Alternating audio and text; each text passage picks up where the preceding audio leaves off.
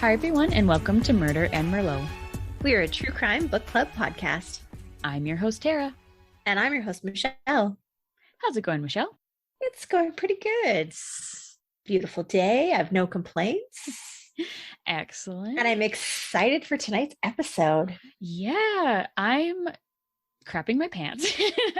I am scared. So we're doing Chernobyl Part 2 of 3, because I just couldn't stop. So I know I said 2 parts.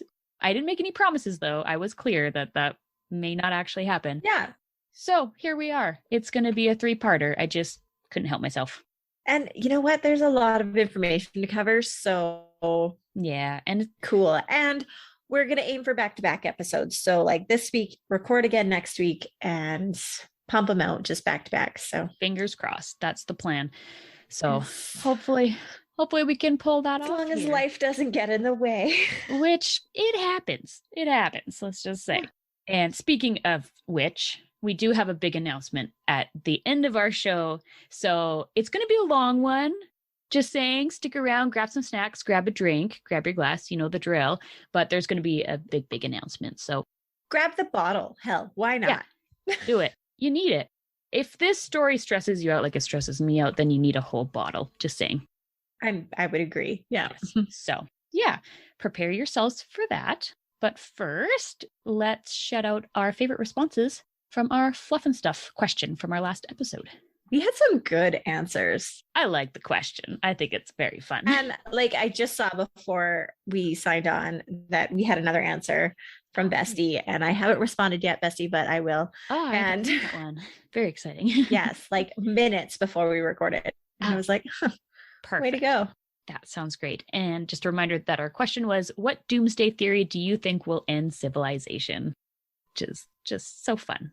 It is fun and good answers. Yes. My favorite came from Luke on Facebook. And he said, Tara took my first answer and Mick took my second and third. Lol, I guess I gotta go with boring, old, slow, and steady descent into Orwellian dictatorship, leading to famine and a breakdown of social order. Which I love. And then he went on to say, anyways, if Wiley is going to buy a plane, I have a couple instruction books he can borrow, which, I mean, thank you. I'm sure you want him to do the right thing and learn the planes and, you know, all of that jazz before he just hops in there. But also, he doesn't need encouragement. Just say. I was going to say, I don't think Tara wants you to give him those books. Yeah. Luke. It makes me nervous. But again, I appreciate you so much for always messaging us and being encouraging anyways. And having awesome answers. Always. Thank you, Luke. Always. My favorite answer came from Becky on Facebook. She said, weaponized, aerosolized rabies virus. Mm-hmm. Yeah. Put that in your pipe and smoke it. How about no? Right? Here's another that's thing. Terrifying. Another thing that stresses me out is rabies, which, you know, to a lot of people, they probably don't think about. But in our profession, it's a topic that comes up and it scares the crap out of me. And I think somebody was like, so zombie apocalypse then? And she's like, yeah, pretty much. Basically, if you want to boil it down to that. Yes. Yeah. There's a whole movie, actually. It's called Quarantine. It's terrible. I do not recommend it. Oh my God. But it's so bad. It's like good, but it's about like mutated rabies virus, like turning people into zombies. I remember watching that a lot when it first came out, which was many years ago. And I'm just thinking like, this is so bad, but I just want to keep watching it. Right? It's so bad. Love it. And then we have an extra Fluff and Stuff question that we put on social media because, you know, we had to post a picture of Michelle transporting a donkey in the backseat of a truck because, you know, so we had to. We talked about it in the Last Morning News. If you missed that, you should probably go listen. But then it's hilarious. Yes. So yeah, it just raised the question of what kind of animals have you transported in your vehicle? Well, or just I mean, it was funny though, because we recorded the episode and then my Facebook memories or my Google Photos memories or whatever was like, hey, remember 12 years ago when you put a donkey in the back of a truck? And I was like, oh, that is way too fitting. It was so straight. It was like dead on, like it happened at this time that many years ago. Yeah. Yeah, it was perfect. So we it was got a good. couple responses from that. Well, actually, your response that you'll read from Clara was actually before that. She was like, yes, on the ball. She needed to let us know. Yes. So Claire said on Facebook, great episode, ladies. The calves in the car story reminds me of the night during calving when an unexpected cold snap hit. We headed over to the cows at 3 a.m. just to make sure there wasn't a baby calf out in the cold. We found not one, but 6 brand new baby calves.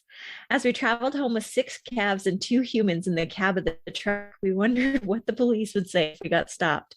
It all ended well, and in the morning we headed back with 6 happy, healthy calves and reunited them with their mothers. And like just picturing all of you in the cab of a truck with, it just makes me happy. A lot of bodies and a lot of legs. It's a lot of legs. Yeah. Which way? Yeah. Just so funny that she said that, because my thought while we were talking about the topic on the show was like, well, the only time it's really acceptable in my head is like during calving season when it's cold and you got to throw some calves in a truck to go warm them up. Like that makes sense to me, but I'm like, I won't bring it up because, what does that have to do with what we're talking about? But it's absolutely relevant because our listeners totally are like, been there. So I love that. Yeah. With 6. With 6. Not 3. Yeah. 6. That's... I mean, hey, if we can keep this going, if anybody can top that, please let us know. We want to know. I would love to know. We will just make little episodes all the way along. Yeah, little updates. Keep that tally going. Yeah. And also, Callie Lee's on Instagram replied to our question as well. And she said that she's definitely had a goat in the back and a deer. So I liked that as well. That's fantastic.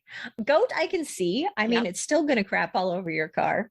Well, they do that for sure. And they might eat your seats, but...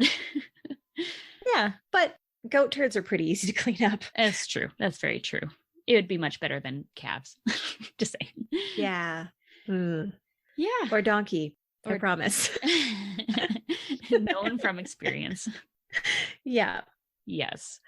But anyways, at this point, I'm just stalling because I am scared to jump into our main topic today, but we should probably do that.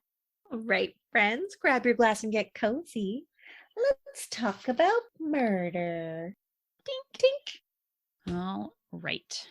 Let's do this. Let's get it, girl. Yeah.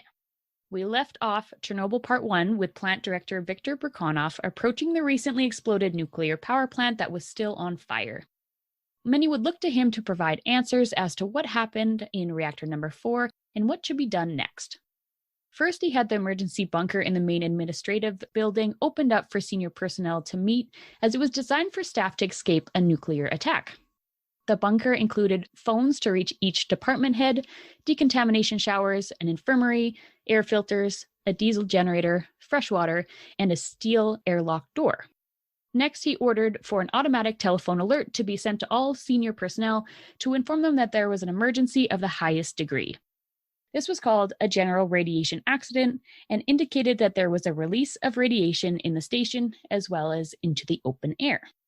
So far, so good. Those seem like appropriate first steps to take in a situation like this. However, what the plant director did following this did little to help the problem, and in fact, it only prolonged the issue. Brekhanov began calling his supervisors to inform them of the accident. This included his boss in Moscow at the USSR's Atomic Energy Authority, the first and second secretaries of the party in Kiev, the Ukraine's Energy Ministry, and the director of the Kiev Regional Power Supply. And he told them, quote, "There's been a collapse, but it's not clear what happened. Diatlov is looking into it," end quote. But I'm pretty sure a collapse is a little bit of an understatement there, bud. Like full-on explosion, but hey, whatever. Collapse, sure. Yeah, sure. Just call it that. Right. He too could not accept the fact that the core had exploded, and just like Anatoly Diatlov did, he focused the employees' attention on pumping in water to the core of the reactor. Again, this is Pointless. There is no core. It exploded. And I'm already so frustrated. We just started. Oh, it's going to be fun. This will be an ongoing theme. So while Brekhanov bumbled around, firefighters and plant operators were hard at work addressing the multiple fires that were spread both inside and outside of the power plant. These blazes needed to be controlled as soon as possible, as they could easily propel the disaster into an even greater catastrophe. Because, it's not bad enough already. Let's just keep going with it. Why not? Affect the world. Why not? While we're at it, let's affect the world. So inside the turbine stations, fires raged across multiple levels, and the main concern here was that the turbine machinery was filled with thousands of liters of highly flammable oil, and the turbine generators were filled with hydrogen. Normally, these components were used to cool down the generator coils, but if either were to ignite, it would cause another huge explosion, or the fire could spread down to the other 3 reactors in the Chernobyl nuclear power plant. Dealing with the fires on the outside of the building was just as concerning. Surprise! The very flammable roof was on fire. No one saw that coming. A group of firefighters used the fire escape ladders on the side of the buildings and climbed the 20 stories. Once on top, they could look down directly into the burning reactor hall. As always, this is bad news bears. 10 out of 10 would not recommend. Yeah, don't do that. But that was only a fraction of the danger that they were in. There were fires littered everywhere from the burning debris thrown from the explosion, including on top of reactor number 3, with the potential for the wind to carry the blaze towards the other 2 operating reactors as well. So the reactors down the line are being threatened from fire from outside and inside. So not ideal. It's bad. It's so bad. It's not ideal. Also, another concerning factor, on the roof, where there weren't flames, there were still extremely hazardous materials. From the book Midnight in Chernobyl by Adam Higginbotham, quote, "In the darkness around their feet were hundreds of sources of lethal ionizing radiation, lumps of graphite, fragments of fuel assemblies, and pellets of the reactor's uranium dioxide fuel itself, scattered across the rooftops and emitting fields of gamma rays reaching thousands of Renkin an hour," end quote. Oh, see, I know what happens. I know all the things, but it still just gives me chills. Hate it. Especially because they're just so unassuming, like they just don't realize what those little fragments really are doing to them whatsoever. Yeah. So let's talk about the measurement of Renkin for a minute, as it will come up frequently in this story. In part 1, we talked a lot about radiation, what it is, how it was discovered, and its effects, but we didn't talk about how it was measured. The word Renkin may sound familiar, however, as the measurement for exposure to X-rays and gamma rays was named after William Renkin, who of course was the physicist that discovered X-rays. It was the first international measurement for ionizing radiation. This was important for radiation protection because those working with X-rays and gamma rays would have a better idea as to how much radiation they were being exposed to and to determine how much was too much. The disadvantage, however, was that it only measured air ionization, and it was not a direct measurement of radiation absorbed in other materials, such as human tissue. The measurement of Renkin is no longer used. Instead, there are a variety of more accurate measuring systems depending on what aspect of radiation is being measured.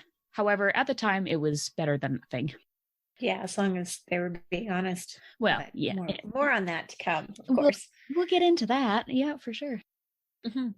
Another word we need to define in order to understand measuring radiation is dosimeter. A radiation dosimeter is the device that is used to take these measurements. Michelle and I briefly mentioned dosimeters at the end of part 1, as we discussed having our own when we take X-rays. We then have to send them away every 3 months, so the amount of radiation we have been exposed to can be measured and monitored to ensure that we haven't received too much exposure. So, right. There are 2 general types of dosimeters, dosimeter badges and pocket dosimeters. Ours were the badges, and they were used to measure cumulative doses over periods of weeks or months, whereas pocket dosimeters are generally used for monitoring over a shorter term. These are essentially ionizing chamber devices that provide an immediate readout of radiation doses and are especially useful when rapid results are needed. Mm-hmm. And we always had to wear our dosimeters under our lead gowns. Correct, yes. So when you take X-rays, like if anybody's been for x-rays, you're in full lead garb. Like you got a thyroid cover, you got gloves, you got a lead gown, you have a dosimeter underneath, and technically you should have goggles on as well. Right. So exactly. So now let's briefly discuss doses of radiation. In 1950, the International X-ray and Radium Protection Committee recommended limiting full body exposure to 0.3 Renkin per week. Now, let's read another quote from the book Midnight in Chernobyl to find out what kinds of levels they were dealing with at the power plant. Quote, a fatal dose of radiation is estimated at around 500 rem, Renkin equivalent to man, or the amount absorbed by the average human body when exposed to a field of 500 Renkin per hour for 60 minutes. In some places on the roof of Unit 3, lumps of uranium fuel and graphite were emitting gamma and neutron radiation at a rate of 3,000 Renkin an hour. In others, levels may have reached more than 8,000 Renkin an hour. There, a man would absorb a lethal dose in less than 4 minutes. End quote. Ugh.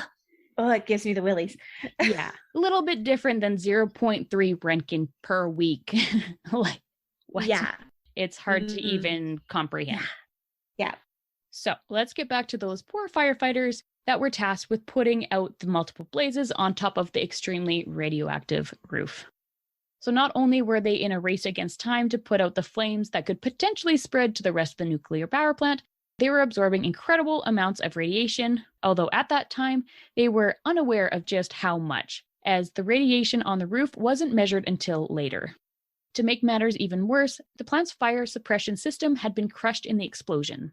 These were dry standpipes that were designed to distribute water to the height of the building, but when connected to the pump trucks, only air whistled through the hoses. This meant that the firefighters had to drag their hoses all the way up the staircase. They tried to fight the fires with foam and water, but it didn't seem to help at all. In fact, the fire seemed to burn even more severely when water was used, as the materials were so hot from the explosion that the reaction caused a release of oxygen, explosive hydrogen, and radioactive steam. Ugh. Can you imagine? No, I can't. It sounds awful. Absolutely. They're like, nothing trained me for this. Right? Water's supposed to put fire out, not make it worse. Yeah. The radiation soon began to take effect on the men's bodies. As 2 more firefighters went up, they met the first group coming down the stairs. They were staggering and incoherent. The men were dragging each other down the staircase as they were all vomiting and trying desperately to get to safer ground. It gives me chills, really. I know, I can't. When the 2 men passed them and made their way to the top, they found only one hose was still functioning. They fought as hard as they could for 30 minutes, and almost every visible fire was put out. But when they attempted to extinguish the flames shooting out of a ventilation pipe, one of the men suddenly lost his vision. So it was time to get out of there. Like, GTFO, right now. Yeah, I'm done. Yeah. I'm going home. Goodbye. On the roof of the turbine hall was a similar situation. The men were struggling to put out the fire as it was so hot that the bitumen on the roof was melting and causing their boots to stick to the ground, so every step they took was a struggle. Though they managed to extinguish the fires using sand to smother the flames in the areas where the hoses could not reach. Ugh. So, need to move fast, but your feet won't move. Like, how... That's great. You're sticking terrifying. to the asphalt that they put on the roof. Right. Back at the bunker, Brekhanov was still not ready to come to terms with reality, even after he went down to Unit 4 to take a look for himself. He decided that yes, there was an explosion, but since it's not possible for a reactor to explode, it must have been the steam separator drum or the turbine oil tank. Just straight up denial. That's like when the Titanic sank and everybody's like, but it can't sink. She's an unsinkable ship. Right. So it didn't happen. But she's sinking. But so it's in front of your face. This is what your eyeballs are for. Come on. Most of the others listened to Brekhanov's conclusion, though the plant's civil defense chief, Serafim Vorobyov, knew better. He had used a powerful DP5 military radiometer rather than the power station's dosimeters, as this device could detect intense gamma radiation fields up to 200 Renkin per hour. Standing outside of the front doors at the bus stop, he took a reading of 150 millirenkin an hour, which is 10,000 times higher than normal. when he reported his findings back to those in charge of the situation and urged them to warn the staff and the people of Pripyat, he was told they needed more time to think. So he went out and collected more data. As he drove towards Unit 4, it didn't take long for his radiometer to go off the charts past 200 Renkin per hour. Still, Man. I know. Still, Brekhanov was not ready to make any decisions about an announcement until the head of the plant's radiation safety team made his own assessment. He then contacted his boss in Moscow with another update, saying there was some type of explosion and a partial collapse of the turbine roof hall, but the radiation system was still being clarified. When the chief of radiation finally arrived, he gave the measurement of a mere 13 millirenkin per hour. Yes, it was a bit elevated, but posed little threat to those in the area. Brekhanov took this opportunity to belittle anyone that he thought was blowing the situation out of proportion because they clearly didn't know what they were talking about and they were trying to cause panic. Vorobiev knew this was a lie and phoned the Ukraine and Belarusian civil defense authorities to warn them, but when he finally got through to an officer in Kiev, they refused to believe his reports as well. Because why would you? Like, why believe the guy that's like, this is way worse than they're making it out to be? Yeah. How frustrating. Wouldn't you want to just like err on the side of caution and be like, maybe let's listen to this guy? Yeah. And save our people. No. That is not the thought process that went into any of this. No. One person that finally accepted that the worst had happened was Anatoly Diatlov. He decided he needed to take a look at reactor number 4 himself, finally. Along the way, he met workers that had skin hanging from their face and hands. Outside of the building, he could finally see the destruction done to the building, the fire on the roof, and the debris scattered all around.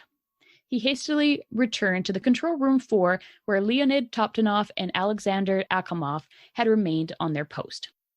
Dyatlov ordered them to leave, but they felt obligated to stay and help. Following orders from above, the two men then headed to the reactor to open the giant gate valves by hand to get more cooling water inside the core. They tried their hardest, but of course, it was a pointless and fatal battle. Many more men would continue to do the same until Brekhanov and the others in the bunker would acknowledge their mistake, several hours later. This work of heroism was all for nothing and would cost many lives. Ugh, it's so brutal. It's so frustrating. Dyatlov was, too, starting to feel the effects of the radiation exposure. He was now vomiting and losing his strength. He left control room number 4 for the final time, with the reports of the reactor's last moments in his hands. Word of the accident began spreading across the USSR to those that were high up in the energy industry and in the government. This included the Ukraine's Republic's Minister of Energy and Electrification, the Prime Minister, USSR's Ministry of Energy, the KGB, Civil Defense, and the Soviet Army. The duty operator had explained it was the maximum possible emergency, indicating a general radiation accident with fire and explosion, but no one was able to reach anyone directly at the Chernobyl station for clarification. Because everything blew up? Yeah, because everything blew up and they were also avoiding. Lots of avoidance.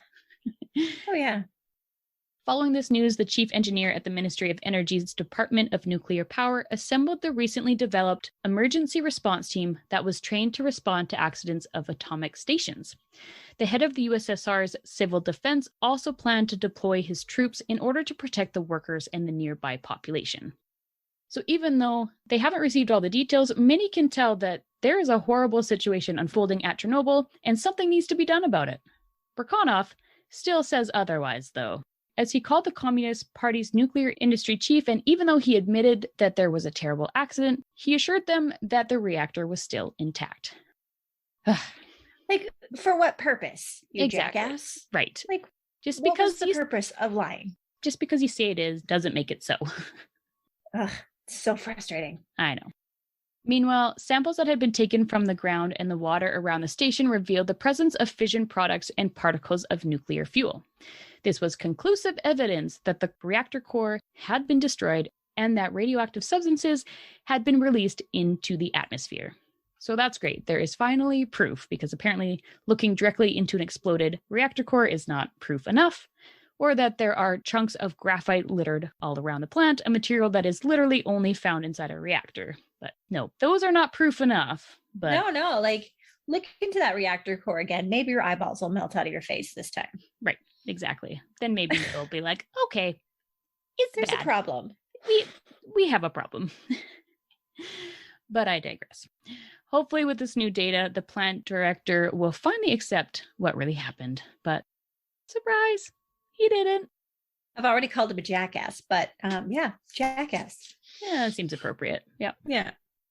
One instructed to provide a written report to Vladimir Malamud, who had just arrived to assume overall control of the crisis. Verkhanov provided a brief description of an explosion, the collapsed roof, and a fire that had already been extinguished. It also included that 34 firefighters were being examined in hospital, 9 had burns, and 3 were in critical condition. 1 worker was missing and another had died. There was no mention of any radiation injuries, and the levels near Unit 4 had only reached 1,000 micro-Renkin per second or 3.6 Renkin per hour. This would be considered a tolerable amount of radiation, but he failed to mention a very important detail. 3.6 Renkin per hour was the highest reading possible for the equipment that was being used to take the measurement. Insert facepalm here. Come on, guys. Like, you think that it was just specifically that number that just happens to be the highest reading? Like, it's only 3.6. It's only 'cause, you know, that's where the little thingy goes up to. So Right. that it can't possibly be any higher than that. It can't go further than that. The little thing doesn't go further than that. This written report had also been sent to one particularly important man, Mikhail Gorbachev, General Secretary of the Communist Party of the Soviet Union, leader of the USSR. Even though the message was urgent, it wasn't actually delivered until late Saturday afternoon. Once it was finally opened, the leader wasn't overly concerned, as even though it was a serious incident, at least the reactor was still intact, right? Yeah, sure. Mhm. Tell yourself that. Well, that's what he's being told, so. You're the leader of USSR and you're going to believe what you're told just straight off? Come on, Gorby, you know better. Oh, Gorby. Why is that so cute? It shouldn't be. He's not really that cute. So No, not particularly, but I quite like the name. But finally, in the party's conference room back in Pripyat, Chief Engineer Nikolai Fomin admitted to their mistakes and confirmed that the reactor had been destroyed. There was another alarming revelation during this meeting, as it became apparent that there was the potential for another chain reaction inside Unit 4 due to whatever nuclear fuel remained. This time, however, if an explosion were to occur, there would be no barrier between it and the open air. The physicists estimated that this reaction could occur in less than 3 hours. And it just gives me so much anxiety. I just can't even. like it's impossible to even wrap your brain around that, but oh, it just makes my stomach hurt. Right? Like, talk about working under pressure. Like, oh, by the way, you have 3 hours to save the world. Good luck. Fix your problems. Yeah. Bye. Luckily, here's where we'll finally meet someone that plays a significant role in resolving the situation, at least to the best of his abilities. Valerie Legazoff, first deputy director of the Kurchatov Institute of Atomic Energy, was selected to investigate the accident.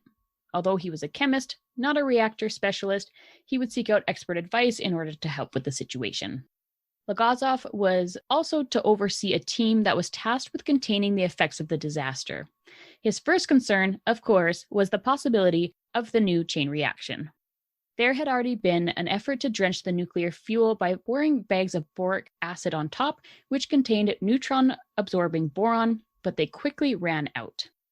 They ordered another 10 tons from Rovno nuclear power station that was over 300 kilometers away, but the station director was hesitant to part with it.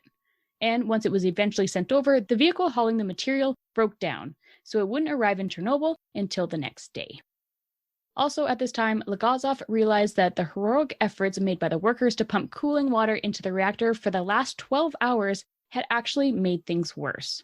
The basements of Unit 3 and 4 were now flooded with contaminated water and were sending clouds of radioactive steam into the air.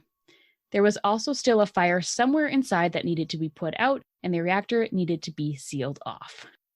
So not only was it dumb and annoying that they just kept sending people down there to put coolant water into the reactor, but it actually made it worse. It made it worse. So that just, it makes me even more mad. I know.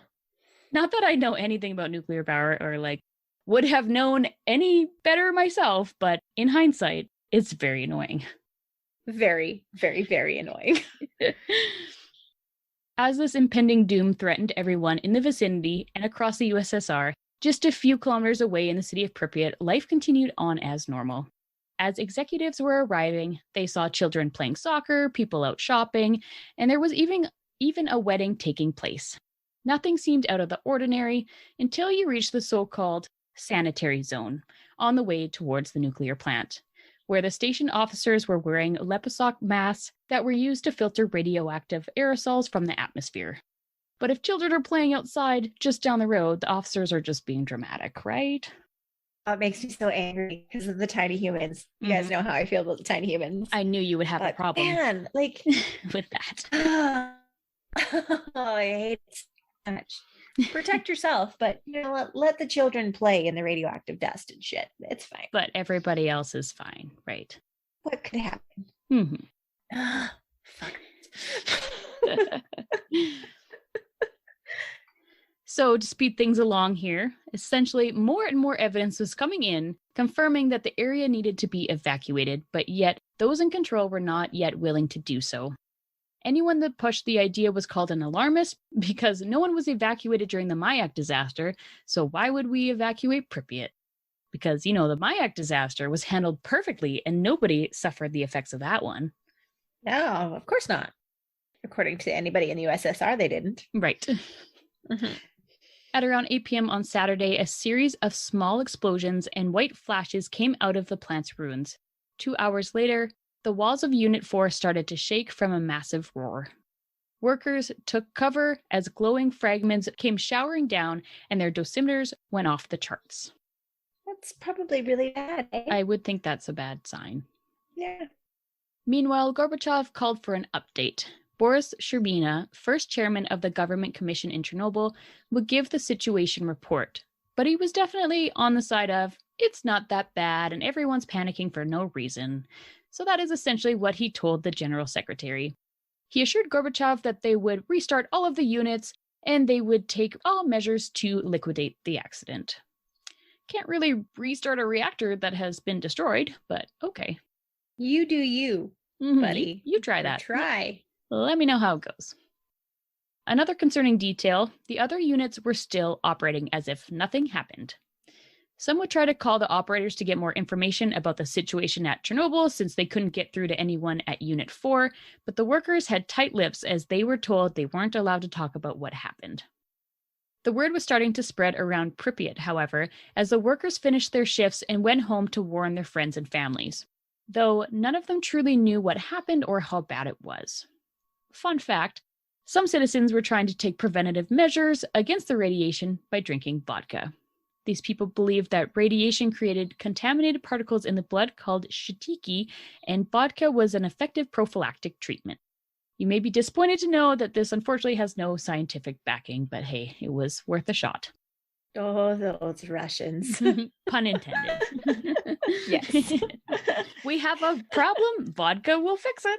Sure, right? That fixes all problems, always. Always. No, it causes a lot more, usually. Yeah, unfortunately. Me and vodka, we don't get along.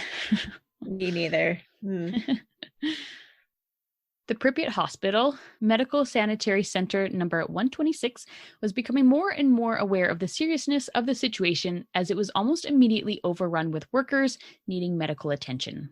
Soon there were 90 patients admitted, and of those included the men from the Unit 4 control room, Leonid Toptanov, Alexander Akimov, and Anatoly Diatlov. Although it was generally well equipped, the hospital was not set up to handle a disastrous radiation accident, and in the beginning, they didn't even know that's what they were dealing with, which is so funny when it's like a city literally formed around a nuclear power plant. Like that's the entire purpose of that city, is to keep that plant running, and they're just like, we never expected this. Nobody told me this could happen, so right? what are you talking about? What are this? Those that had been fighting fires complained of headaches, dry throats, and dizziness. Some of their faces were bright purple and others were absolutely white.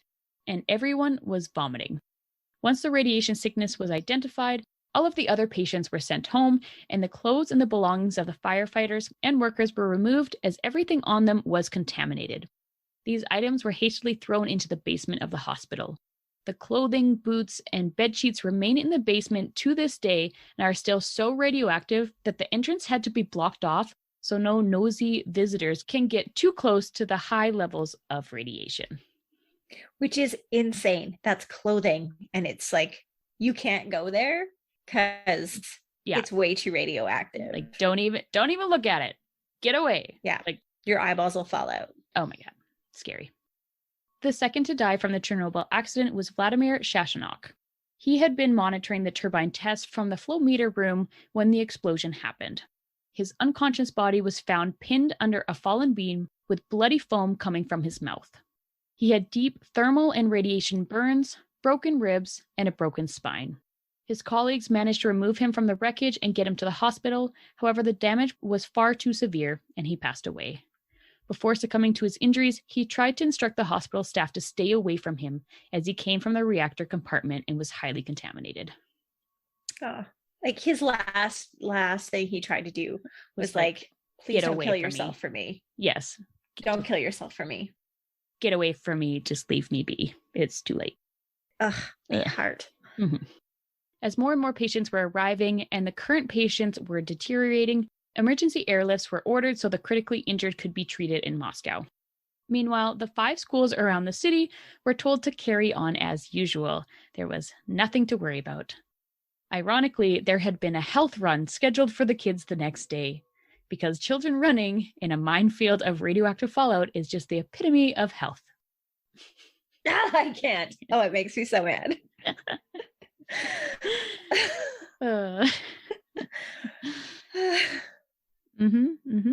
Yeah. It's just gonna keep continuing like this until the very end. I'm just gonna say it never really gets better. No. But it's the tiny humans. That's what I get fired up over. Yes. Absolutely. That is fair. Because normally people are concerned about the health of tiny humans, but not in this case, apparently. Right? Oh, it's awful. Poor babies. Those that were finding out how truly horrible of a disaster this was tried to get their families to pack their belongings and leave the city. The KGB was, of course, monitoring all phone calls, so some tried to use code to alert others. Anyone that attempted to leave, however, was turned around by armed officers. No one was allowed to leave the city unless they were given official clearance, which is so wrong. Backwards. It's so backwards. Like you should be getting everybody out. You should be able to let them leave. Yeah. But no, we're just going to keep them underneath that radioactive cloud and just see what happens. It'll be fine. Right. Exactly. Because we don't want to let anyone know that something actually went really, really wrong. Right. Exactly. That's the entire point behind all this is nobody can know. It's a secret. We done fucked up, but don't tell anybody. Right. Including the people that it's directly affecting. Ugh. There weren't just officers blocking the exit. They were seen all over the city. Civil defense tanker trucks were also in the streets, spraying a white foam. This was a desorbent solution designed to absorb and contain radionuclides that were on the ground. With all the patients in the hospital showing symptoms of radiation sickness, the director made the decision that they needed to distribute stable iodine tablets to everyone in Pripyat.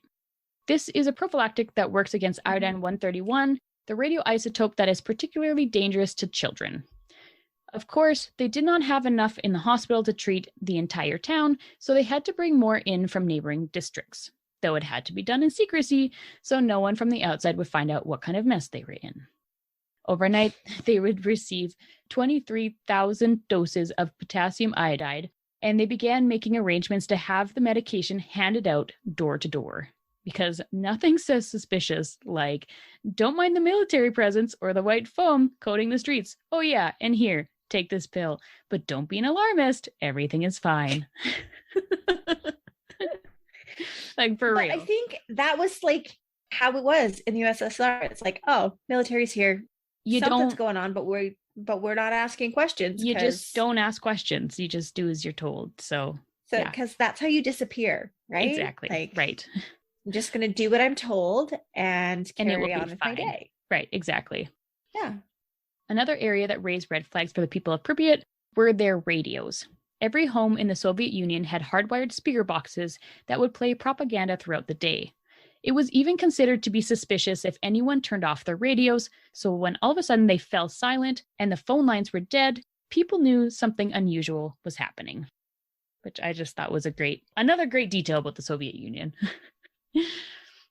I know, like, just the fact that those radios played all the time, and if you turned them off, people were watching. People are watching, they know that. Like, I'm the type of person that's like, I can't sleep with noise in the background, so I'm going to turn the radio off. Right. Or I'm going to stay up all night listening to it. Yes. But now I'm a, conspiracy theorist or something. Right. The KGB is going to take me out. You're plotting against us. You're not conforming. I just want to sleep, man. Just want to sleep. Oh, I feel that. Fortunately, at this point, an evacuation order was finally being considered, with reports of radiation rising, fallout accumulating on the ground, and reports from hospital number 126. Sherbina decided that the evacuations should begin that afternoon.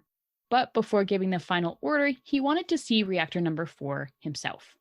So accompanied by Legazoff, they boarded an Mi-8 helicopter in order to get an aerial view of the destruction. Flying over the power plant in the light of day proved that there was absolutely no doubt that the reactor had been destroyed and there would be no possible way to make it operate again.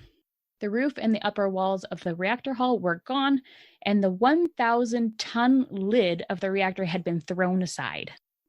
Legazoff could see blocks of graphite and large pieces of fuel assemblies all over the roof and on the ground below. There was also still something burning deep inside the ruins.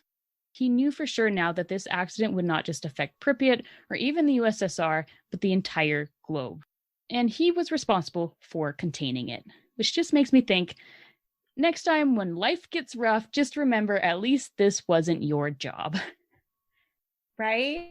At least you weren't put in charge of making it so the world wasn't completely raided. Absolutely. Like, yeah, my job gets stressful sometimes, but the entire world is not going to be affected by my decisions. You need one of those like motivational posters, with like somebody fishing on it. Yeah. And life gets tough, just be happy you're not Legazoff. Yeah, exactly. And it's just Legazoff looking at the Chernobyl plant like, God damn it. Shit. I can make that happen. I can make that poster a reality. I feel like this needs to happen, and it needs to be in at least your podcast room. Yes, absolutely. Mm-hmm. So, finally, the moment we've all been waiting for, at 10 a.m. on Sunday, April 27th, 32 hours after the explosion, Boris Sherbina gave the official order to evacuate the city. At 1:10, the radios in all the homes across Pripyat finally began playing again. It was a woman's voice reading the announcement. Quote, "Attention, attention, dear comrades. The City Council of People's Deputies would like to inform you that due to an accident at the Chernobyl nuclear power plant in the city of Pripyat, adverse radiation conditions are developing. Necessary measures are being taken by the party and the Soviet organizations and the armed forces. However, in order to ensure complete safety for the people, and most importantly, the children, conducting a temporary evacuation of city residents to nearby localities in the Kiev region has become necessary. We ask that you remain calm, be organized, and maintain order during this temporary evacuation." End quote. How creepy would have that been? Like, your radios that are play all the time have been silent for now almost 3 days. Mm-hmm. And then all of a sudden it's like, attention, this thing happened. Pack your shit and get out. Yeah. Just remain calm. Be fine. Don't worry. This is for your safety. Your safety is in mind. And it's like, well, I don't know if it is, though, because it's been 3 days. Right? Mm-hmm. It's been 3 days and you were silent before this. Right. But yes, you definitely clearly care about the children. Totally. That's why you're doing this, right? It's for the kids. Mm-hmm. The message intentionally led people to believe that they would be gone for only a short amount of time, and they were told to only pack important documents and enough food and clothes for 2 or 3 days. They should also close their windows and shut off their gas and electricity, but don't worry, municipal workers would stay behind to maintain the city's utilities and infrastructure, and their homes would be guarded by police while they were away. Not exactly. I don't think that happened. Not really. No, I don't think so. Buses were being arranged for transportation, but until they arrived, everyone was to remain inside their homes. In all, there were 51,300 men, women, and children in the city. Of those, 400 workers were expected to stay behind and take care of the essential services in the city and to continue working in the power plant. In order to move such a huge number of people, they needed over 1,000 buses, 2 river vessels, and 3 diesel trains. I can't even imagine. Man, brings you a different perspective to the term essential services. Absolutely. I thought that as well. I was like, wow, we're living in a world where essential services are the ones that have to keep going, right? And yeah, but we're not being radiated, at least, I guess. That's true. I mean, if there's a silver lining to the pandemic, it's that we're not being radiated that we know of, anyways. That we know of.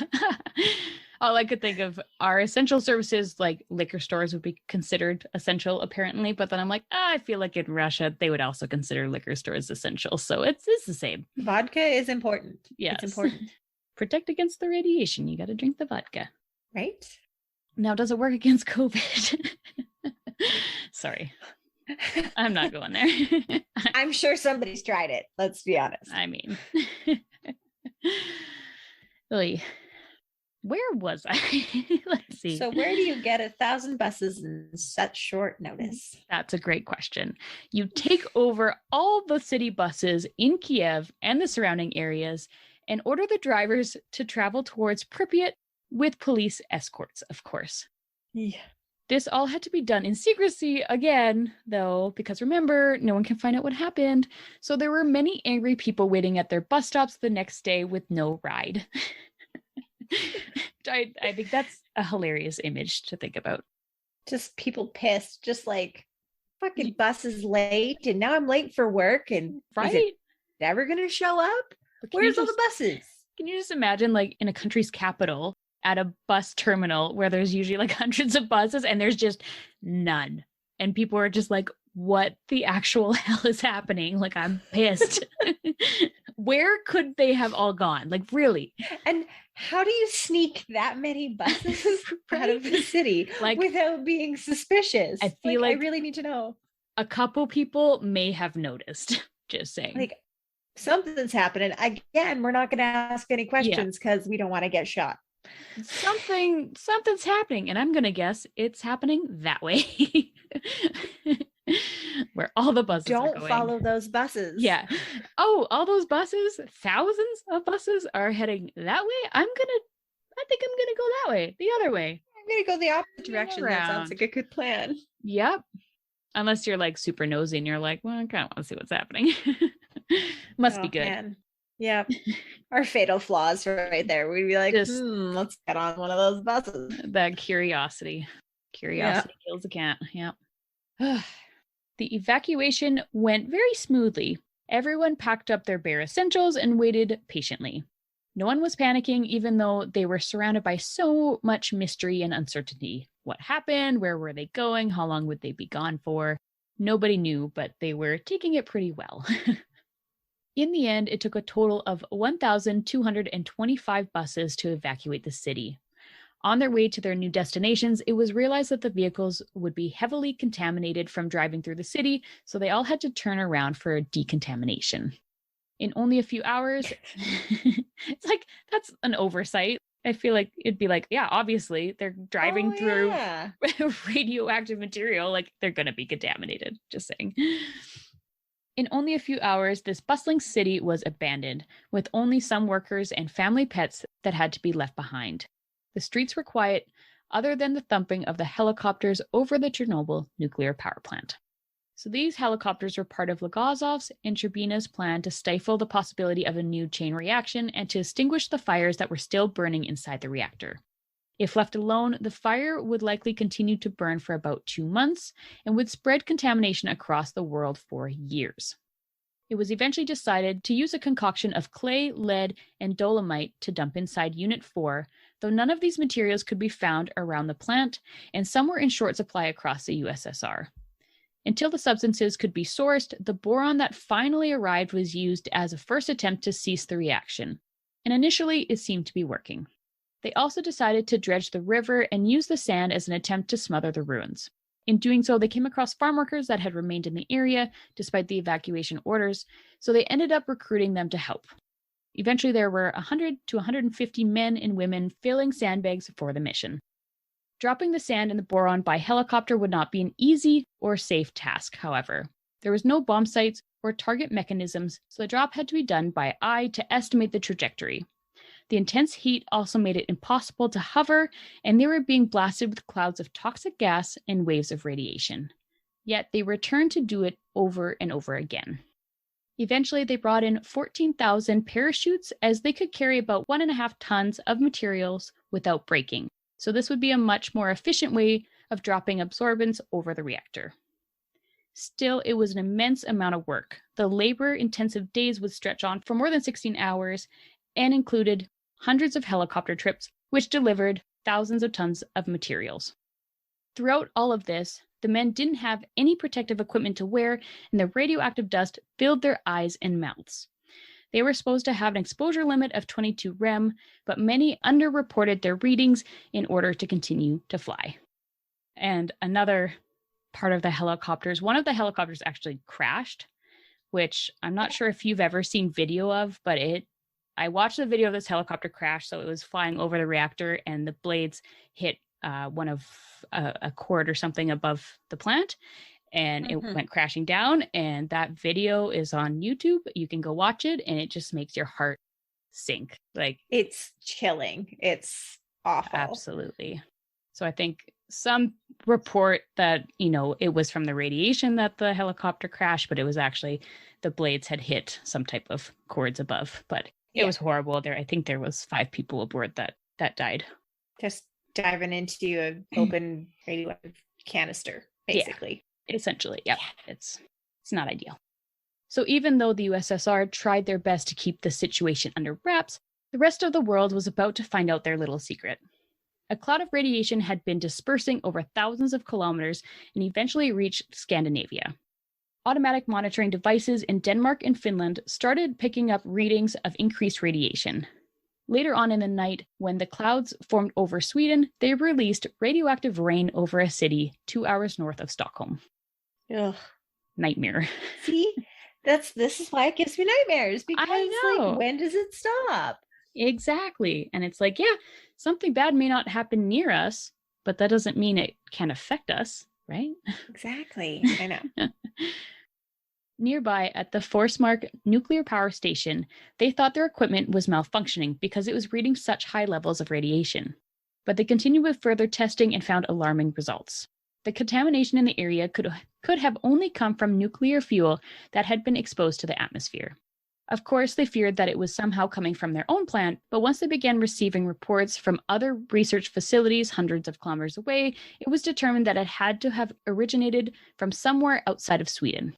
The country's foreign ministry approached the governments of East Germany, Poland, and the USSR to ask if there had been any nuclear accidents in their territories, and the USSR had the audacity to assure them that they had no information about any incidences taking place. Like, they were straight up asked. Like, we know something happened. No, no, wasn't us. That couldn't possibly be from us. No, no. Don't worry. Like, people are gonna find people out with their faces melting off, but it wasn't us. I feel like your radiation that you're reading, it's not from us. It must be something else. No, it couldn't possibly be from us. Right? Yeah, because it hits the edge of Pripyat, and then the radiation stops. Like, it wouldn't go further than that. There's like laser beams that shoot up from the borders. Right. So it knows it can't go any further than that. So don't even worry about it. It cannot be from us. No. No, not us. Then, when the Kiev Institute of Botany began registering high amounts of radiation, the KGB appeared and sealed their devices. This was, of course, to avoid panic and the spreading of provocative rumors. Classic KGB. Like, KGB just shows up and you're like, oh, all right. Yeah. It's fine. Everything's fine. I just can't help go about our day. I just can't help but giggle every time like the KGB comes into this, because it's just, something's going on. They're like, yeah, no, we're shutting this down. And it's like, okay, well, now it's suspicious because the KGB is here. We can't say anything because they'll shoot us. Exactly. Because they're listening to everything. Which reminds me, when I was making my script, I was like typing away, all of this like KGB and Soviet Union and blah, blah, blah. And then all of a sudden, if anybody's used Google Docs, they know that if somebody else is like editing their document, a little green tab will pop up to be like, hey, somebody else is here. And as I'm like typing away, all of a sudden this thing pops up like somebody else is looking at my document. And I'm like, hello? So then I start messaging Michelle, like, are you creeping on like what I'm writing about? Like, are you in there? Because you should be the only other person with access to this. She's like, nope, no, it's not me. And I'm like, well, it's definitely the Russians then. Yeah, pissed off the KGB. If we disappear, you guys know what's happened. Yeah, 100%. Except you'll never know because they'll steal this. And well, yeah, it won't be released. Damn it. It was so funny. I was like freaked out and I started writing in my document like, hello, who are you? What do you want? But like nobody replied, which is probably good. Thank goodness. Could you imagine? I would have died. I'd be like, well, we're done. Yeah. We're done now. We're done here. I'm just going to shut off my computer, throw it into a lake, and I'm going to drive into the mountains. Goodbye. Yep. And never to be seen again. Yep. Peace out. Off grid. Goodbye.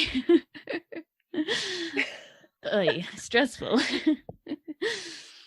Anyways, when Gorbachev finally found out what actually had happened, he wanted to make a statement as soon as possible, which is great. But even though he had good intentions, in the end, the statement that was read on Radio Moscow provided very little information. The statement was as follows.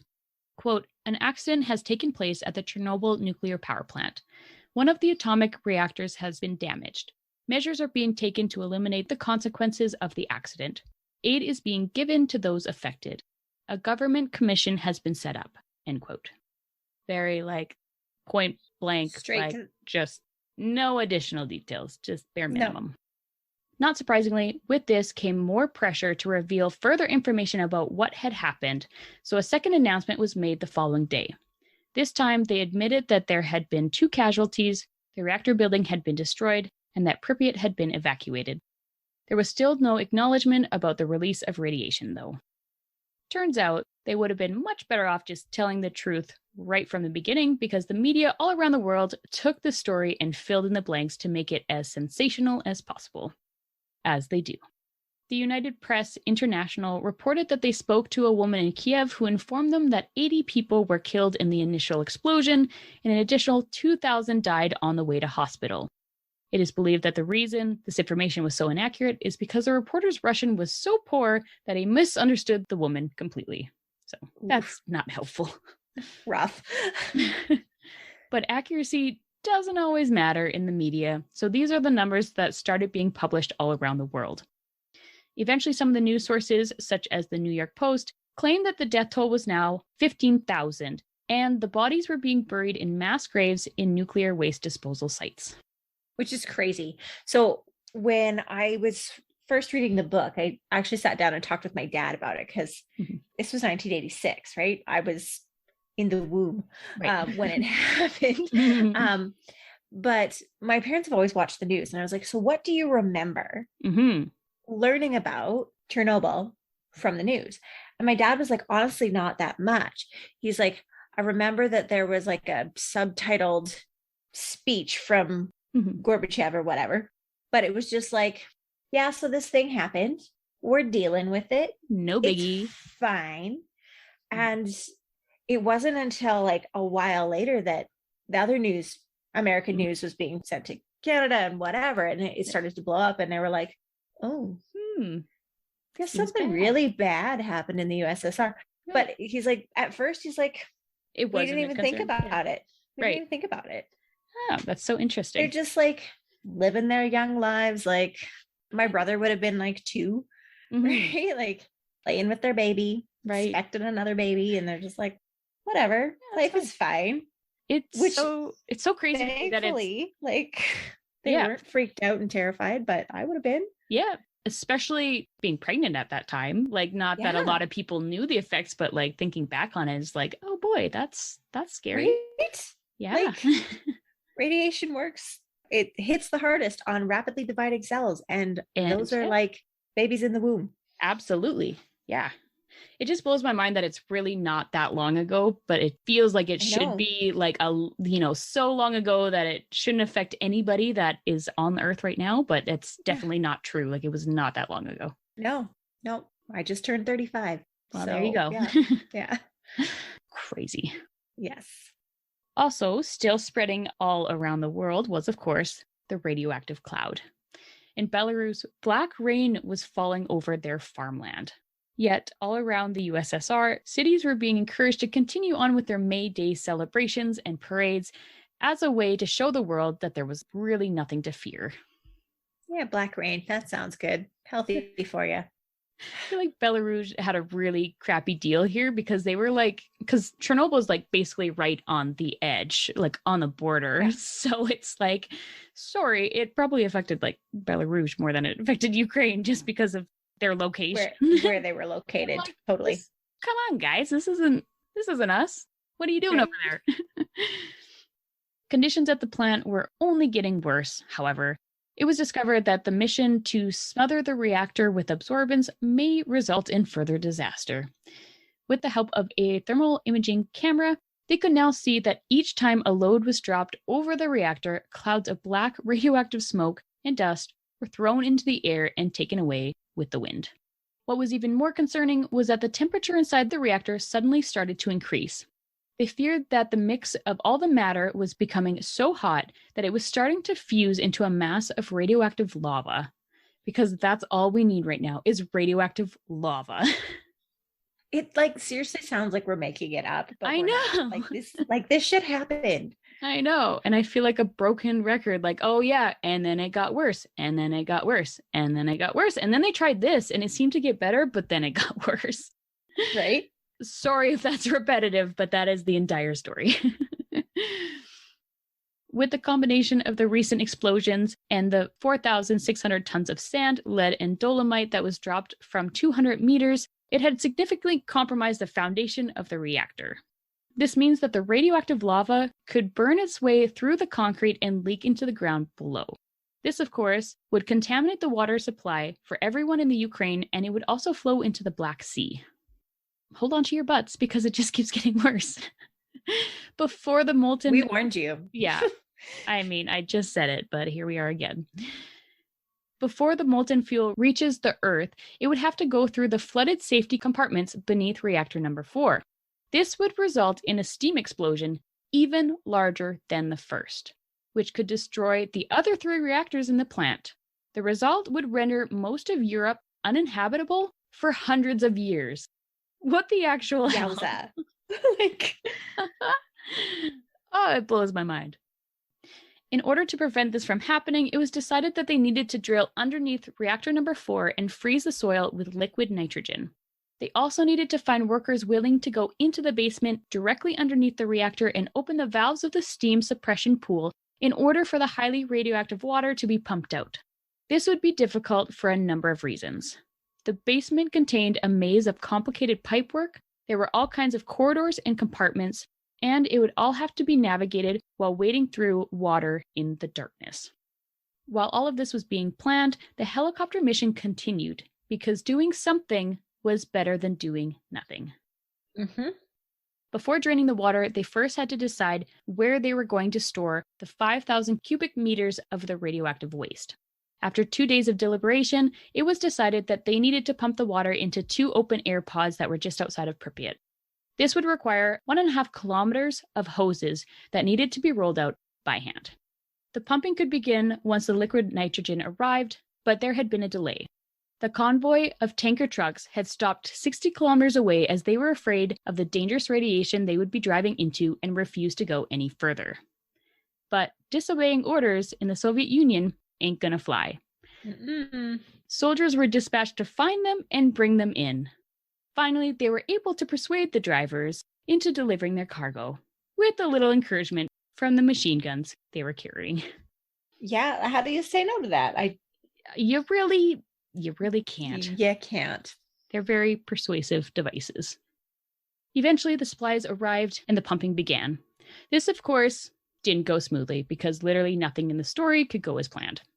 For starters, a team of chemical troops drove over the hoses, cutting them in 20 places. The workers had to act fast to replace each section, but their protective equipment was slowing them down, so they had to use their bare hands. Also, one of the engines broke down and needed to be replaced, so that caused delays as well. The workers were frightened and they were beginning to show signs of radiation sickness. It took days until enough water was pumped out for the taps in the valve compartment to become accessible. As the basement was so difficult to navigate and all of the valves looked the same, they couldn't just send anyone down there to do the job. 3 men from the Chernobyl station with intimate knowledge of the layout were chosen for the job. Boris Baranov, chief shift manager, and 2 engineers, Alexei Ananenko and Valerie Legazoff. They would later be known as the Suicide Squad because the job they were asked to do would almost certainly result in death. But they didn't hesitate. On May 8th, the men were equipped with wetsuits, wrenches, flashlights, and pencil dosimeters, and they were sent into the still partially flooded basement. Their lights died instantly, and their dosimeters immediately ran off its scale. They had to move quickly, even though it wouldn't be easy to do so. The men were successful with their mission and were able to find and open the valves, preventing another possible catastrophic explosion. And it was widely reported that these men succumbed to ARS, but miraculously, these reports were false. Against all odds, all 3 survived and were just recently given recognition for their heroic efforts. In 2018, the Ukraine president awarded them the Order for Courage. Ananenko and Bespalov accepted their awards in person, where Baranov, who died in 2005 of a heart attack, was awarded his posthumously. That's amazing that they didn't die. It's so funny because how? I feel like it happens often in the story that people that, like in part 1, the ones that were looking directly into the reactor core, they survived. And then others that you would think would be fine, they're not directly in the zone. They don't. It's so crazy to me. I know. And it's just how radiation works and how it affects everybody's body different. And that's insane. It is those insane. 3 men who were so heroic that were just like, no questions asked. Yeah, that's our job to do. We're going underneath. We're probably going to die. Yeah. That's fine. We're going to save the world. Right. They didn't die. Which is great. Like, I'm so happy that they didn't, because their heroic efforts were rewarded with life, literally. Like, right? It's insane. Man, don't tell me that the universe doesn't watch and pay attention. Like, right? No kidding. Once the suppression pools were emptied, they were pumped with nitrogen, and more men were sent into the basement in order to fill them with liquid concrete. This, too, was later found to be a mistake, as the concrete would only trap the heat of the radioactive decay, and it would accelerate the meltdown. So they stopped pumping the concrete immediately. Again, doing something looks better than doing nothing. Right, exactly. It's all trial and error. It's like, we don't know what is going to help this horrible situation, so we're just going to throw things at it and see what happens. God forbid we ask for help from, like, other countries. Exactly. But, you know. Meanwhile, the workers were executing the plan to drill underneath the reactor in order to freeze the ground below. Again, they were met with many obstacles. Rain, dust, and highly radioactive debris made it difficult and dangerous to drill. They would also run into massive underground structures that were not shown on the plant's blueprints, and this would not only result in major delays, but it would also break their equipment. So not helpful. Not helpful at all, no. Eventually, the original plan of using liquid nitrogen was abandoned anyways, as it would not be effective enough, so instead, they suggested a new strategy. The only guaranteed solution was an extensive construction project that would involve excavation of a chamber deep beneath the reactor that was 5 meters high and 30 meters square. This would house a massive water-cooled heat exchanger used to chill the earth and to stop molten fuel from going into the soil. In order to begin the project, approximately 400 coal miners were brought in to work underground. In 3-hour shifts, they worked in the intense heat, digging by hand and using jackhammers to create the chamber. Next, the engineers moved in to construct the heat exchanger, but welding in a small, poorly ventilated space filled with toxic gas was causing the men to pass out. The temperatures reached 60 degrees Celsius, which led to the workers shedding any type of protective equipment they had to work half naked.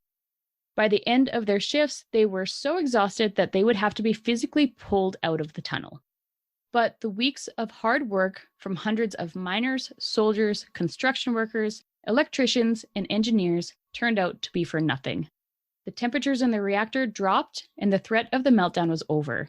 The heat exchanger was never turned on.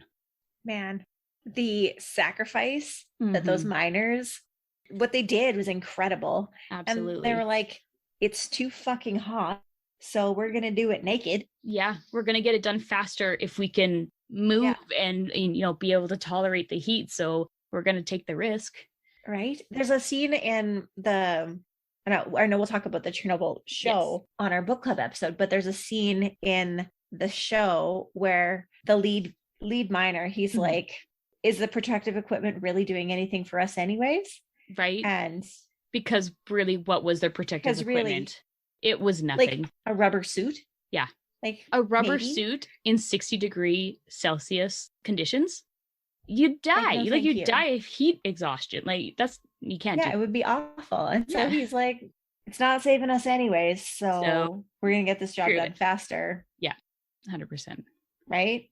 Yeah. And it's such a difficult situation because it's not wrong that they did all of that work, because if they didn't, then, this just how life works. If you're not prepared for a situation, that's when it's going to happen. So they had to prepare for that situation. That was the best way to go about it. It just so happened that they didn't need it, which is fine. It's just unfortunate that so many people had to sacrifice themselves for it. Exactly. Mm-hmm. It had been decided earlier in the month that the evacuation zone needed to be expanded to a 30-kilometer radius around the plant. But these evacuations were not going as smoothly as the first ones. With 100,000 people relocated, approximately 5,000 to 6,000 of those people had been lost. Their whereabouts were completely unknown. Great. Which, it's almost humorous just because of the situation. But how do you lose people? 6,000 people. 6,000 people. How do you lose them? I don't know, but they managed. Especially for a country that keeps tabs on everybody. It's just ironic that they would lose 6,000 people. I know. Oh, man. Well, the KGB was obviously just busy dealing with Chernobyl that they missed, Right. Exactly. Something. Yes. Something big. Apparently. KGB, you dropped the ball. The one time we needed you. Don't come at us. I'm kidding. Haha. Jokes. About 1,800 people, including 445 children, were now hospitalized, and people were starting to panic. Many tried to flee the city of Kiev, even quitting their jobs and taking all of their money out of the bank. Pharmacies quickly ran out of stable iodine, and people resorted to drinking iodine instead, which of course is meant for external use only, so all this did was burn their throats. Sounds horrible. Awful. Speaking of drinking, liquor stores were being swarmed as people were trying to get their hands on vodka and red wine to prevent radiation sickness. Well, red wine, we should be fine, right? Hey, there you go. We've definitely drank enough red wine to protect us from radiation. We are so set. Why have I been concerned? Science, right? Science is always on our side. The Ukraine Deputy Ministry of Health even had to make an announcement saying there was no truth to the rumor that alcohol is useful against radiation. I thought that was funny. Please stop. You're overwhelming the liquor salesman. Save some of the vodka for us. Yes. I feel like it's very similar to like the toilet paper situation in COVID. Like once people start to know that it's like the supply is running out, then everybody swarms in to buy what's left. So then it just like I was totally going to say, like, exacerbates this the sounds like situation. way Yeah. too relevant. Yeah, exactly. But it's just with vodka, which But makes sense. people, like, Yeah. during the initial waves of the pandemic, people were buying out the liquor store too. That's true. That is true. It's like, So- I gotta be in my house for how long? With my I need a husband and my drink. kids. Exactly. Which is fair. That is fair. Yeah. Also, something interesting I wanted to point out, because I just, right before recording, I was watching a doctor from Chernobyl talk about the HBO series and like what was true and what was false and all of that. And she was speaking about the stable iodine tablets. And she said it wasn't actually until 10 days after the incident where people had access to all of those pills. And it only is effective if the iodine is taken, I think it was 10 to 18 hours after an incident. Like it has to be within that window for it to be effective. So even though they tried to disperse all of this medication and everybody was flooding to the pharmacies to get their hands on it, it would have done nothing. It was far too late. That's awful. Yeah. It's awful to think about because they're like, we're saving ourselves. I'm going to give these to our kids because Right. got to protect the kids. And would have done nothing. It also brings up another good point. She said that people didn't know the dose to give, so they're just feeding it to their kids, and it was causing like horrible ulcers in their stomachs. Oh, yeah, babies. Isn't that terrible? Oh. Yeah. I'm so good at bringing people down. You are, man. Want to know some terrible, upsetting facts? I got you. I'll blow your mind. Yeah, with it's sadness. Oh man. So it wouldn't take long for people's situations to become dire as they were scattered all across Ukraine and were quickly running out of food and money. Unknown to them, many of the clothes and possessions they did have on them were contaminated as well. Of course. So that just makes things worse. Those that had family members hospitalized didn't know where they had been taken, and it would be difficult to track them down. Many of the patients, including the first to be airlifted to Moscow, had ended up at hospital number 6. It had a 600-bed facility that was reserved for treatment of the nuclear workers and had 2 floors dedicated to radiation medicine. Also, I love that the hospitals are like numbered. Like it just is so Soviet. Yeah. Like it's just like, yeah, no, this is hospital number 6 because this is the 6th hospital that we have built. It does not get fancy name. It is hospital 6. Hospital number 6. And there's no confusion. Nope. We don't need to be fancy here. This is what it is. Nuclear workers go to hospital number 6. Yes, that's it. Exactly. The head of the clinic department was 62-year-old Dr. Angelina Guskova, an absolute badass. Yeah, she is. I love this lady. She's fantastic. She had been working in radiation medicine for more than 3 decades. She worked with patients from the Mayak disaster and was even the personal physician to Igor Kurchatov, who was known as the father of the Soviet atomic bomb. At the age of 33, she was appointed to the new radiation medicine clinic being established in the Institute of Biophysics in Moscow. 10 years into her career, she had treated more than 1,000 victims of severe radiation exposure and likely knew more about the subject than any other physician in the world. Like we said, she's a badass. Although many people didn't know hospital number 6 is where their family members were, if you were to pass by the building, it would be pretty apparent that it was housing those affected by the Chernobyl accident. It was being heavily guarded, and technicians with radiation monitoring equipment were checking everyone that was entering and leaving the building. This is where the men of control room number 4 had been taken, and in the beginning it seemed like they were making great improvements. Diatlov, Akimov, and Toptonov were quickly reporting that they were no longer feeling the effects of radiation sickness anymore. Unfortunately, though, the effects of ARS are cruel and complex.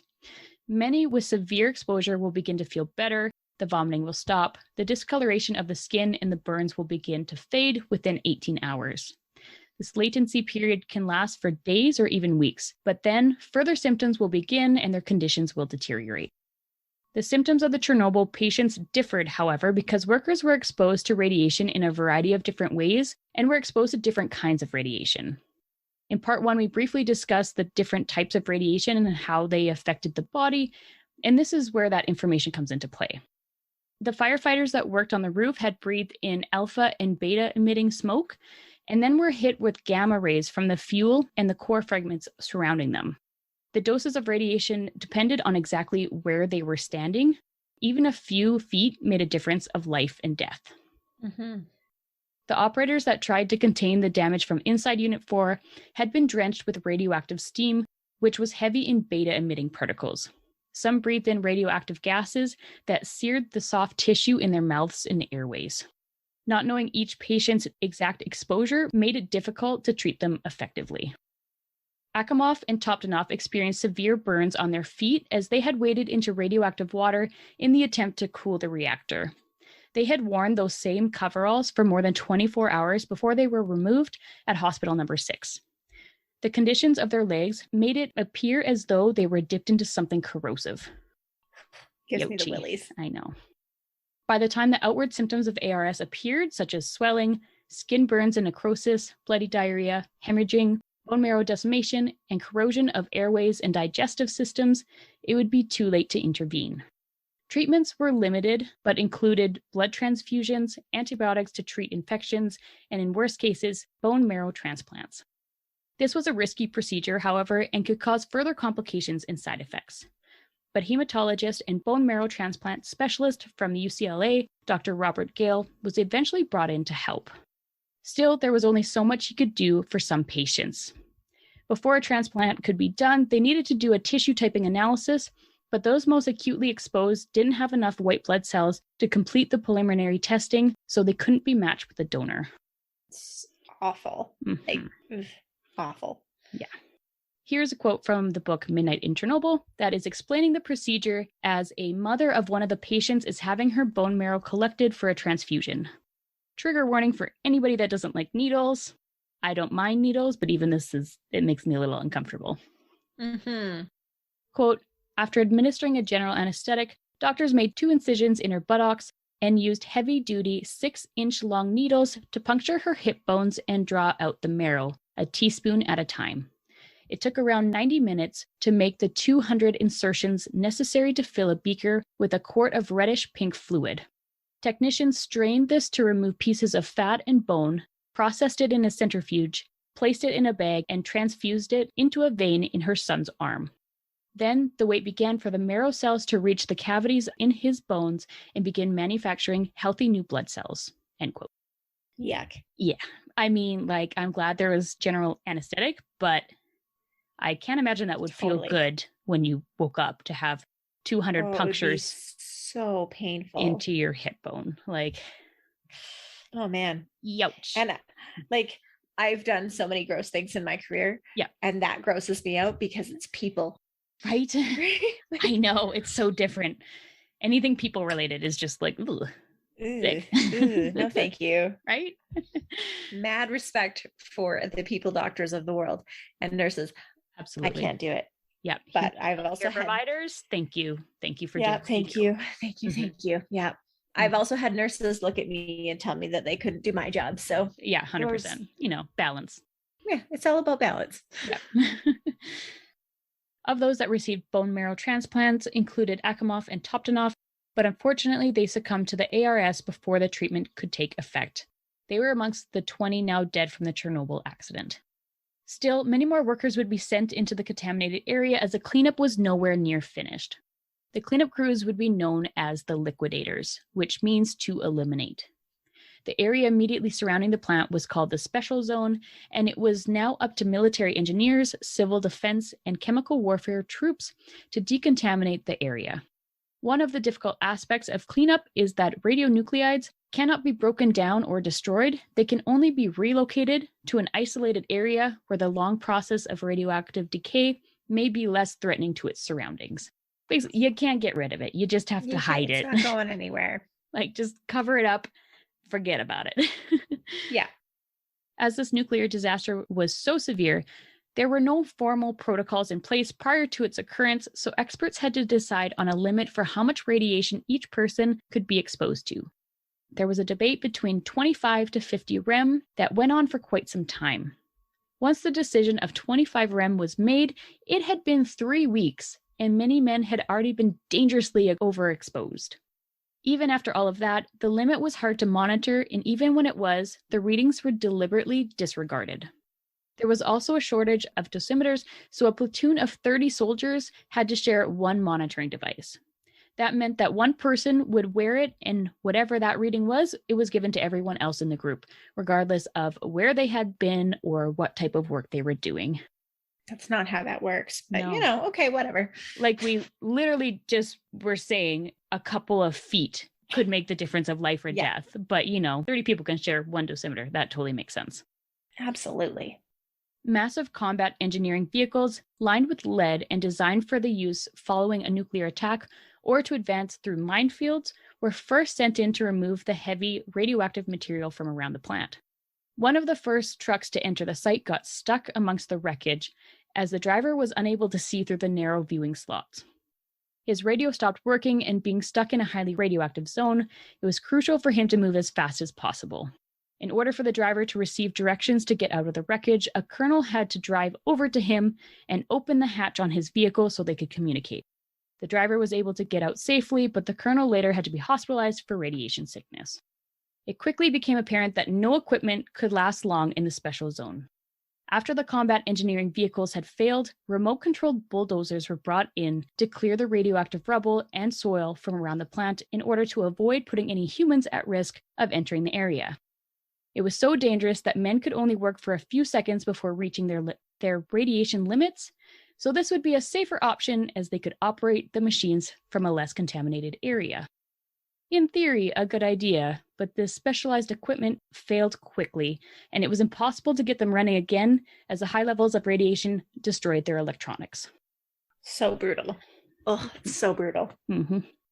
So even though it was incredibly dangerous, the work still needed to be done for the greater good. So it was decided to use biorobots instead.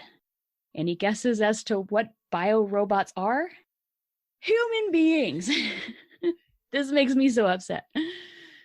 That's right. The Liquidators were now being sent in to clean up by hand, as they were the only mechanisms capable of functioning in the extreme conditions. Like, what a way to dehumanize the situation. Like, the people that are risking their lives, they're calling them biorobots. Like, it bothers me. It really bothers me. They're like, you're completely expendable. Absolutely. You are just a machine here to do a job, and that's it. But I mean, if they didn't do it, and if they didn't use humans to do the job, and the humans in the Soviet Union weren't sacrificed to do that job, where would we be today? Right? 100%. Like, and these sacrifices were made by these people, but I think it could really only be accomplished in the USSR because they were given an order and they were like, okay. There was no questions asked. There's no questions asked. They're just like, this is what we got to do. Yes. Yeah. I think that was one of the most surprising things about deep diving into Chernobyl was the amount of people that obviously sacrifice themselves that you just don't hear about. Like, when I think of Chernobyl, I think of like deserted, abandoned place, but there was like all of these people that came in to help, and didn't like say otherwise. Like, they just did their job, right? But I just remember the first time hearing the word biorobots, and I was just like, it just shook me. I was like, wow, like these people that went in and risked their lives and they should be acknowledged. Like, I feel like they got no recognition. No, they didn't. It's not a big, like I said, they were completely expendable. Exactly. So I don't know. I just feel like when you talk about the topic of Chernobyl, it shouldn't be some abandoned place with no people. It should be the heroes that came in and literally saved the world. Like, they saved the world. Oh my God. Of course, they weren't well equipped either, as many were only wearing their regular uniforms and a cotton pedal respirator. They worked hard in short shifts to remove the topsoil around the reactor and place it in metal containers for transport and burial in a waste storage vault. Another detachment was working on the ground near Reactor 3, clearing chunks of a reactor graphite laying on the ground, again, by hand. The Liquidators were exposed to their maximum allowed annual doses of radiation in a matter of seconds. Even though the men were supposed to have a limit of 25 rem and then were to be sent away from the zone, never to return, some commanders decided it was better to continually expose the men who have already been burned rather than burning fresh new troops. And how do you make a decision? Right. Exactly. Right? These people are probably going to die. So could continue to work them until they drop dead. Right. Or I could bring in new healthy people that are Right. going to probably Get die. sick. Right. Like it's really difficult. Like it's yeah. You know that the trolley scenario of, you have to decide to change the path to, save one person or you'll Totally. I feel like it's a very like moral debate like you could have with that situation. And who's to say that decision was wrong? Right. I don't know. It's tough. I don't know what to say. I don't know. Even though they were now recycling their biorobots, they still needed a lot more manpower. Keep in mind that at the end of May, there were over 10,000 men that had been working inside the contaminated area. The councils of ministers of the USSR called in hundreds of thousands more military reserves for a mobilization of up to 6 months. They had been told that they were required for special military exercises, but of course, they were being sent to Chernobyl without being told prior to their arrival. Thousands of these troops set up camp around the perimeter of the exclusion zone and would travel inside each day to continue their assignment. Radiation surveys being conducted revealed that contamination had spread far across Ukraine, Belarus, and Russia. It not only affected cities, but also a great amount of farmland. This meant that the radiation not only threatened the population with external exposure, but also internal, as it had poisoned the food chain through the soil, crops, and farm animals. Wind and weather would also complicate the issue as it would constantly redistribute radioactive dust to areas that had already been decontaminated. The Soviet Agriculture Ministry also began to fear that the animals left behind, including cats and dogs, would become a threat. Not only were they capable of spreading disease, but they would also carry radioactive dust in their fur and therefore be toxic to anyone they came in contact with. The solution to this problem is not a pretty one. Yeah, huge trigger warning right here. Absolutely. It's rough. It's not fun. 20 teams of 12 men were brought in from the Society of Hunters and Fishermen in order to liquidate all of the abandoned pets that they could find. The animals were then loaded into dump trucks and buried in deep pits. They eliminated 20,000 livestock and companion animals inside the 30-kilometer zone, though it was not possible to kill them all. Some dogs managed to find safety outside of the zone, and some were even being cared for by the liquidators in the camps, regardless of the risks. Ugh, it just breaks my heart. Ugh, it's horrible. I don't have words. The tiny humans make me angry, but this part of the story, I literally cried while reading the book. Oh, so, yeah, absolutely. Because, I'm a big softie, but... and upset for the animals, but also upset for the people that had to do that job. Had to do it. Because like as a hunter and lovers. Yes, as a hunter and a fisherman, like a lot of people may think otherwise, but like we care for animals so deeply. And we do it for very certain reasons, like ethical reasons. We want to do it ethically as much as possible. And so just to go around and like decimate all of the animals in the area, that's never like the intention. It's all about like conservation and everything like that. So it just goes against everything you've ever. Yeah, it's hard. It's hard to explain, but like, man, that would be so tough. I feel for them. Yeah, I couldn't do it. I promise you I couldn't. Mm-mm. Also, as part of the liquidation, whole villages were demolished and buried as it wasn't possible to keep the buildings decontaminated. The water, soil, and forests contained radioactive fallout as well, and even though a massive effort was made to remove the radionuclides from the area, it just simply wasn't possible. In the end, only 10 square kilometers were ever truly decontaminated. In order to prevent further contamination of the environment, it was apparent that they needed to find a way to permanently isolate the remains of reactor number 4. They also wanted to conceal it so they could keep the other 3 reactors operational. And this was more so for the Soviet Union's image rather than the actual need for its power supply. No surprises there, really, at this point. Right? It was decided that a tomb was to be constructed around the unit. Those sent in to do the job would no doubt be working in one of the worst environments ever known to mankind, and it was almost guaranteed that there would be deaths. But it needed to be done. The huge container would be built to last at least 100 years and would encapsulate the entire accident site. This building would be known as the sarcophagus. One of my favorite words now, by the way. Absolutely. Like, sarcophagus. It's so fitting. The citizens of Pripyat and the surrounding areas still remained hopeful that they would be able to return to their home one day, not knowing the destruction that had occurred to the buildings, land, plants, and animals that were inside the exclusion zone. Meanwhile, the government commission had already come to the realization that the amount of manpower and money it would take to clean the city to make it habitable again was unimaginable and simply not possible. No one would be returning to live in the city ever again. Whew. That is where I'm ending part 2. It Wow. was not. Oh boy. So, thoughts? Every time we talk about it, I just can't help but be overwhelmed by the immensity of it. Yes. The immensity of the human sacrifice, the immensity of the damage, the immensity of the secrets. Like, there's just so much. And I don't know if they were honest about it from the get-go and they evacuated right away, would things have been different? Maybe, but they still would have needed that human sacrifice. Yeah, absolutely. Right? And they still would have had to do all of these same things.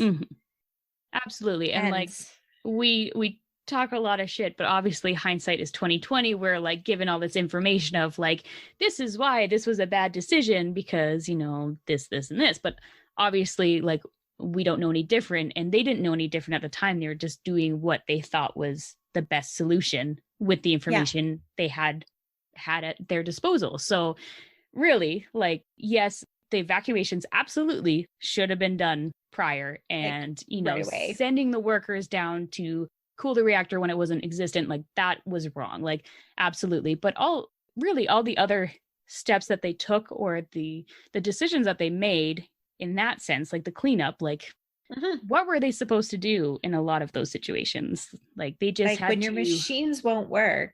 Yeah. You just got to do what's going to work and save the planet. When the physicists say, yeah, that explosion is going to happen in 3 hours, so figure it out. Like, figure it out. You got to make some decisions, and you don't always have the time to make the right ones because the time is ticking, and you got to do something. So we can be very critical, but obviously, like, we're looking back on the situation with a lot more knowledge, information, and research than what they had at the time. So totally. Yeah. So, oh boy.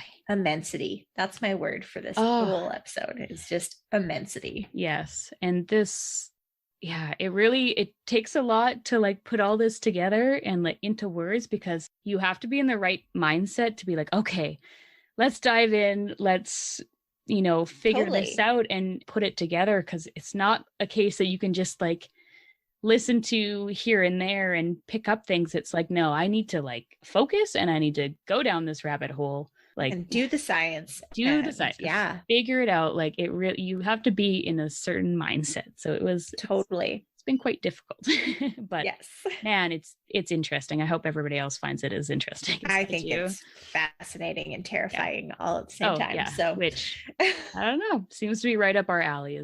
Is it fascinating? Is it terrifying? Cool. Tara and Michelle are gonna like it. Yeah, we're gonna like it.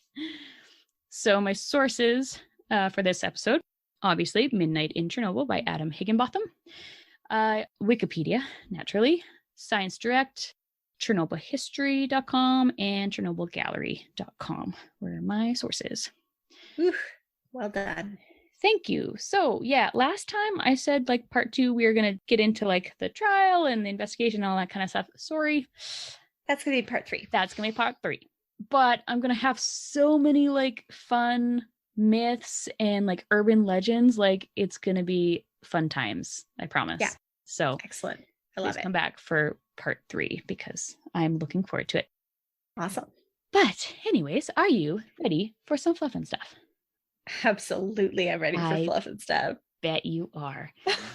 Well, it's getting to be that time of year, that spooky season. So It's spooky season, guys. I We love kind of wanted to talk about a spooky thing. spooky season. So I wanted to know, Okay. what is your favorite scary movie? Ooh. Okay. Well, I love scary movies. Mm-hmm. I love them. But my favorite is probably Nightmare on Elm Street, the original. I'm a Freddy Krueger fan. Yeah, Love just it. like a OG classic, like Yeah, scary classic. movie. I love that. Yeah. Yeah. But I recently just rewatched the new It Part 1 and Part 2. Oh yeah. And shit, phenomenal. So well done. They're quite possibly up in my top 5. So yeah. Nice. Sorry, I missed that. Was it the new one or the old one? The new one. The new one. I Okay. love the original because Tim Curry as Pennywise is fantastic. Right. But what's his face, Skarsgård, who plays Pennywise in the new one, and the casting that's done in the new one, and just how they portray it all, chills. Yeah. So well done. I love it. So that's excellent. Yes. What about yours? First, I'll just comment on the movie It. I watched it in Burbank, is where I saw it for the first time in a really cool movie theater where you like lounged back and everything. So it was a really cool experience. But then we had to like walk all over Burbank, and there's all these really creepy like sewer drains and stuff everywhere. And, like, oh, this is unsettling. So yeah, that's what I think about when I think about It. But anyways, my favorite one, my favorite scary movie. I don't know if it can be considered a scary movie, but it would be Silence of the Lambs would be like my tippy top. Oh, classic. Love Silence. I think it's creepy. I think you could consider it a scary movie. But, 100%. Let's see. The Descent, like I've only watched it once because it was like really freaky to me, but I thought it was like a really good scary movie because have you ever watched it? It's like, no, I haven't. It's cave divers that like go into like this deep scary cave, and there's like humanoid creatures down there. And you lost me at humanoid. Yeah. So I've probably said this on the podcast before, but anything humanoid, I'm out. Like it terrifies me. So that one really got to me. I don't want to think about it too much, but like success on the scary part in my books. Absolutely. Yeah. And then I just have to throw Dark Water in there, which is not like a lot of people watched it, but like I watched it a whole bunch growing up, which is really weird. I really overdid it on scary movies growing up, but we've talked about Dark Water before because it's a lot like the Elisa Lam case, but it came out before. Yes, I was like, there was a case we talked about that was like this. Yeah, but it came out before the Elisa Lam, incident happened, so it's just very eerie. But I don't know. I watched that movie many times for some reason, but. Yeah, now I'm too paranoid to watch scary movies a lot of the time now because it just gets in my head. Yeah. And like years ago, like I was the girl that went to go see scary movies in the theater. I was the girl that like laughed through the horror movies. And then I became a mom and I had to like completely take a break from the scary movies. And I'm just at that point where I can like get back into them and like, like just really like appreciate them. I still laugh through them.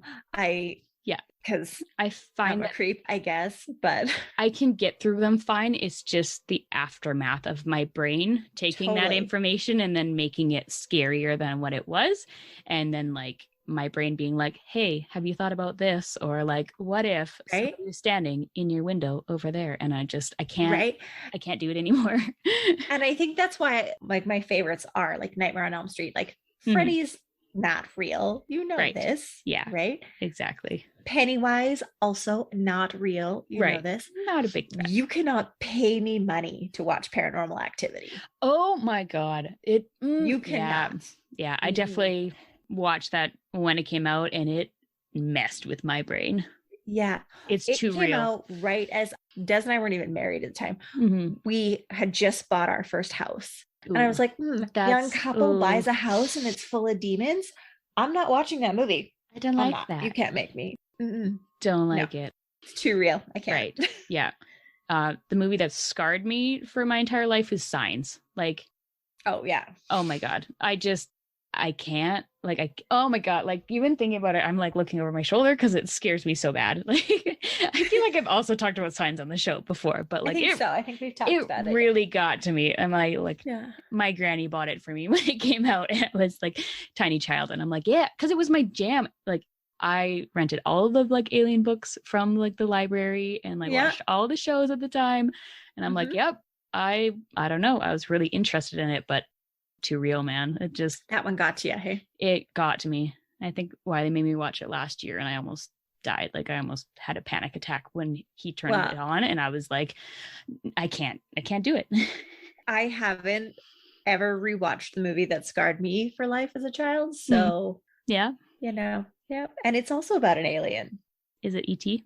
It's totally E.T. I can't do it, man. It makes me want to breathe into a paper bag. I think terrifying. About like there's just the one scene of like the shed that has the light on in E.T. and just something about that really freaks me out. And it was when he was hiding in the closet in the teddy bears. Yep. That's where I kept my toys and my teddy bears. And I watched as a kid, and I had to make people check my closet, and I was like, oh nope. Yeah, no, I can't. Nope.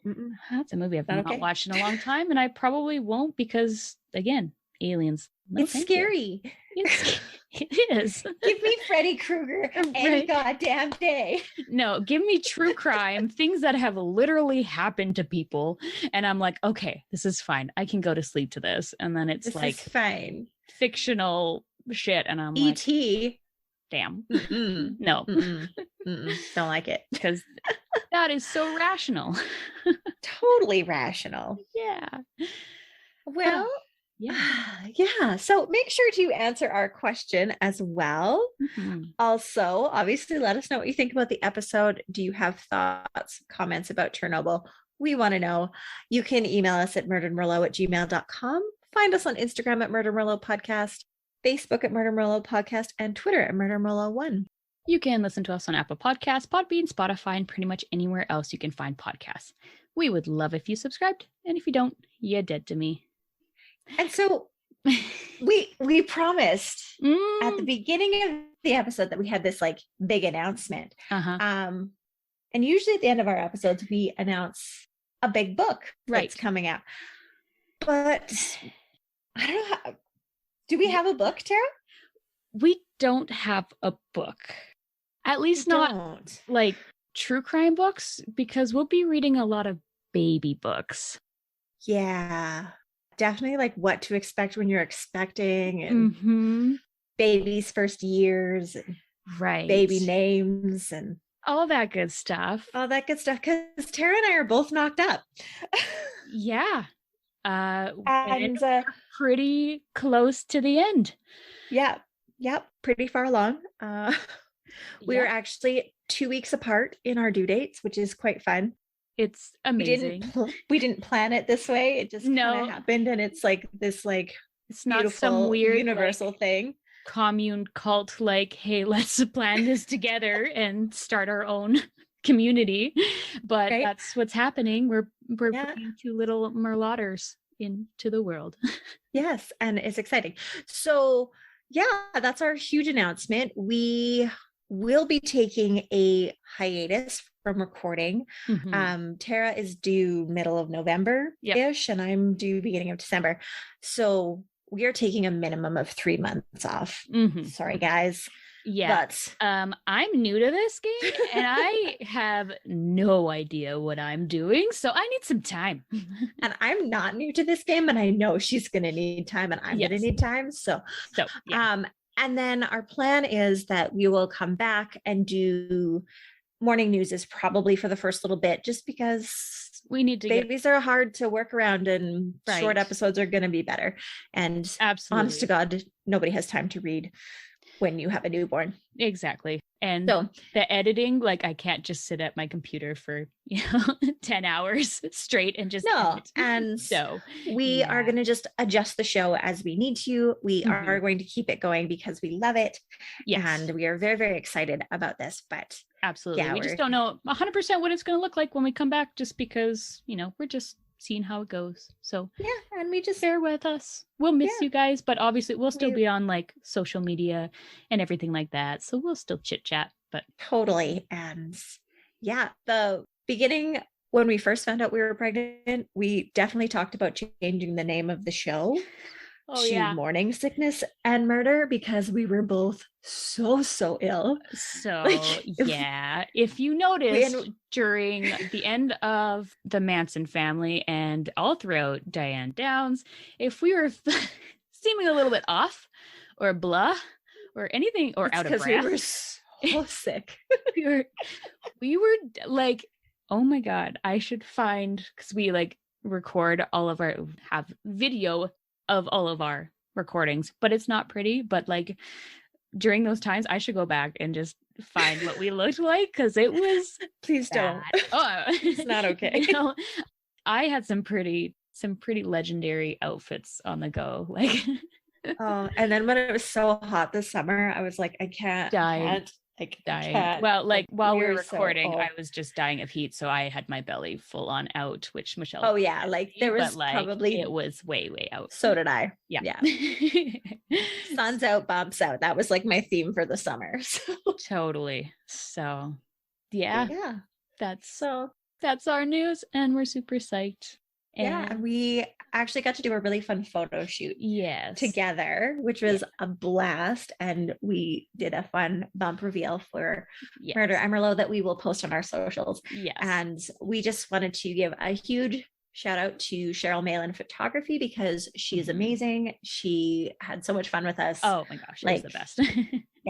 We just had a blast. And we're goofy and silly and I'm so much fun. Oh my gosh, just having pictures is just so sweet, and they're really well done, and it's just like so amazing that we're in this together. I'm so and we get to raise our babies together, and I'm really excited about that. So I'm glad we ended this on a lighter note with such a heavy episode. I think that's a good way to end it.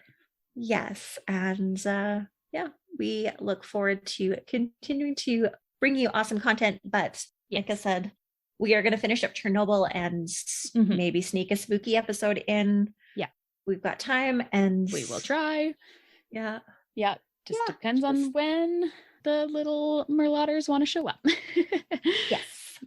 I'm hoping for December, because my husband is like, if you have another hunting season baby, you're doing it by yourself. This is an issue for me, because it's hunting season and my clock is ticking here, so I'm like on it. So but anyway, awesome. Well, we're going to encourage you to remember to drink wine, even though we have been lying to you for months. We have been lying, but it's not good to keep things bottled up.